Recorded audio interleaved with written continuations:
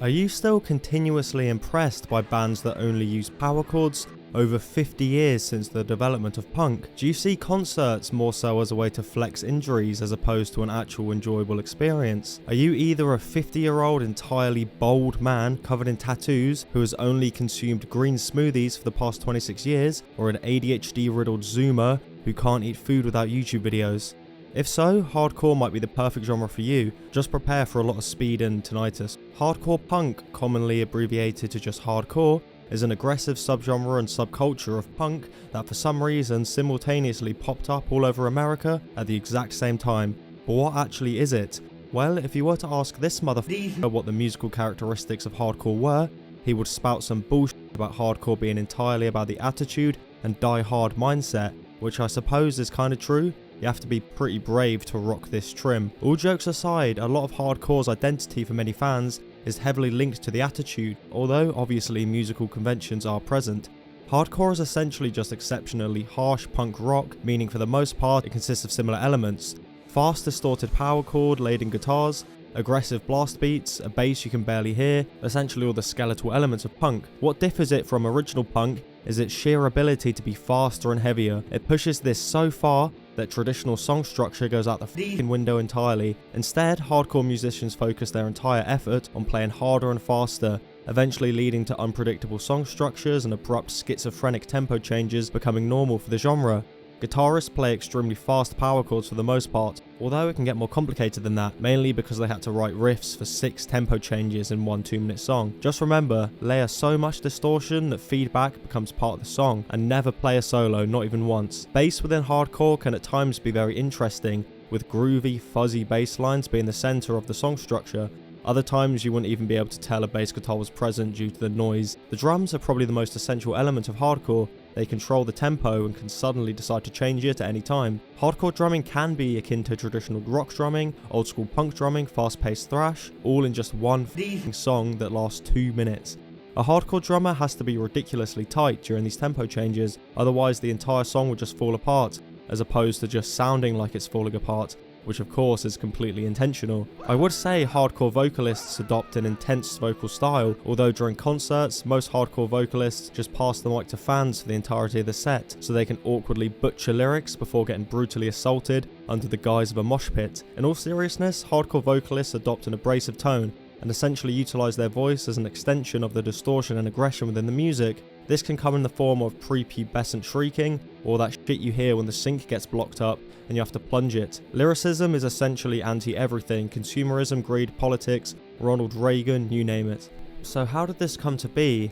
How has a die-hard subculture formed from what is essentially faster and more aggressive punk music? Well, it has a lot to do with what could be considered the first death of punk, and essentially the first time the genre began to dwindle in popularity within youth culture. As quickly as punk exploded in popularity, it became commercialized and too mainstream for the original message of the music to have any real sticking power. This resulted in edgy kids who were originally interested in punk beginning to play harder and faster across America. Due to the fact that the development of punk into a more aggressive route was essentially inevitable, it's hard to pin down who exactly made the first hardcore record, although it's widely considered Middle Class out of Orange County, California, with their record Out of Vogue released in 1979 is the first hardcore record. The band would take punk and speed it the f*** up, focusing more so on precision than perfection, creating one of the earliest examples of hardcore that would go on to make very little impact on the scene despite it being first. If we're looking at overall impact on the scene, Black Flag would be the earliest example. Forming in 1976 as Panic, the band would change their name to Black Flag in 1978. The band would immediately become known for their live shows throughout Los Angeles,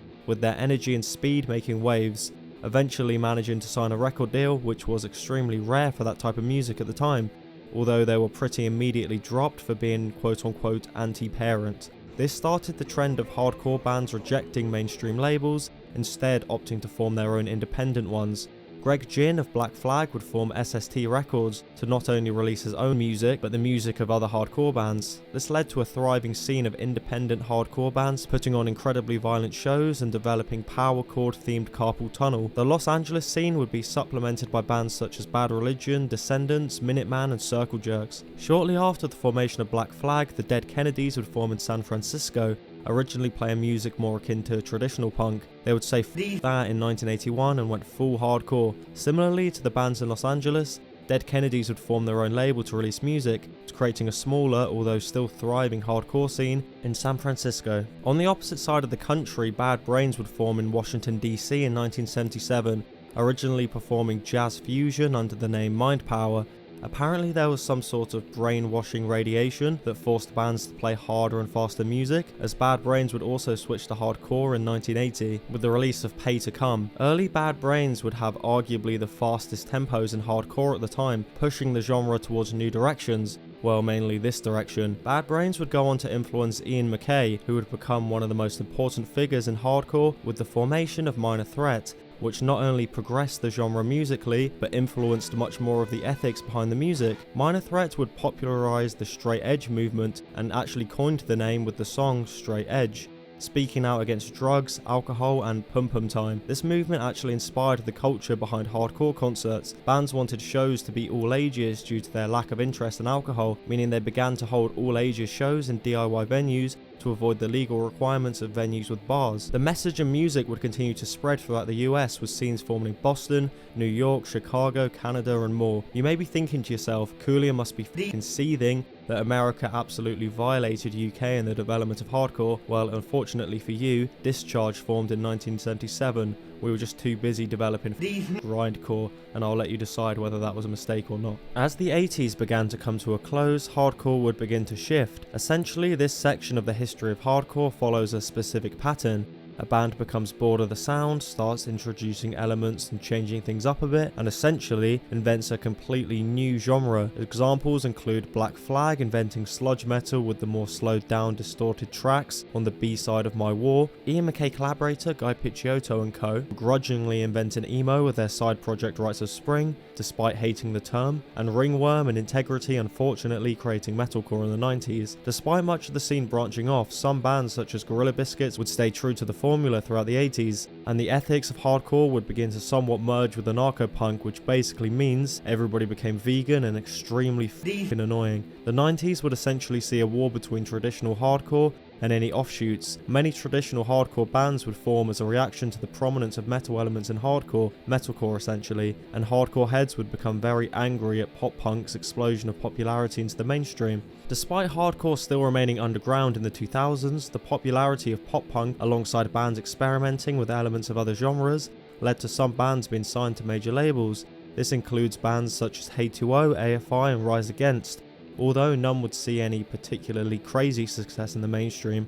Although the late 2000s painted a bleak picture for hardcore, the 2010s would begin to see a sudden growth in the success for the genre that hasn't stopped for just under 15 years. The formation of bands such as Fiddlehead, Fury, Basement and Title Fight would inject some much needed flavour into the scene, combining the genre with elements of alternative rock and shoegaze. Trapped Under Ice would become one of, if not the most prominent hardcore band of the 2010s, essentially reshaping their landscape and influencing many. The band would actually break up because they were pissed off at how successful they were becoming, which is incredibly true to form for this genre. Members would branch off to form bands such as Diamond Youth and Turnstile. The latter, alongside bands like Gouge Away, Higher Power and Code Orange, would continue to repopularize hardcore within the underground, leading the attitude and culture to spread to unexpected places. During the late 2010s, hip-hop was by far the most popular genre, with artists such as Playboi Carti, Suicide Boys and City Morgue essentially filling the extremely violent concert niche. Naturally, some of this inspiration would come from hardcore,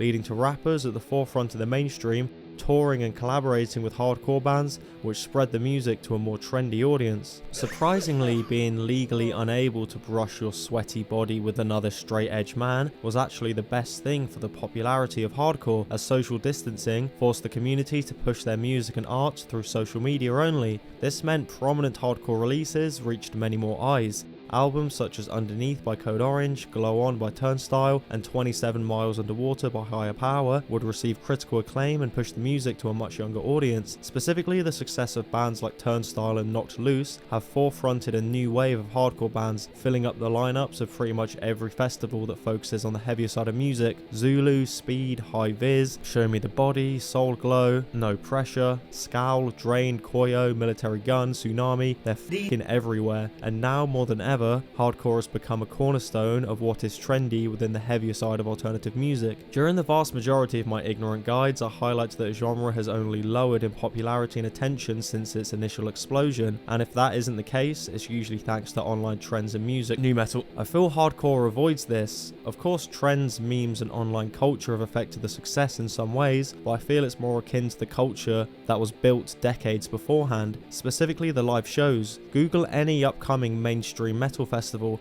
I can almost guarantee you will see at least one of the current hardcore bands I mentioned in the lineup somewhere. They are consistently so keen to play shows and continue the energy and crowd participation that was forefronted by Bad Brains and Minor Threat so many years ago. That energy is infectious. Anyone who by chance sees a band like this live or even sees footage of a concert will remember it, and I believe that has a lot to do with the sticking power in my eyes. Well, that or every single hardcore fan has so many concussions from shows that they legitimately forget that any other genre of music exists.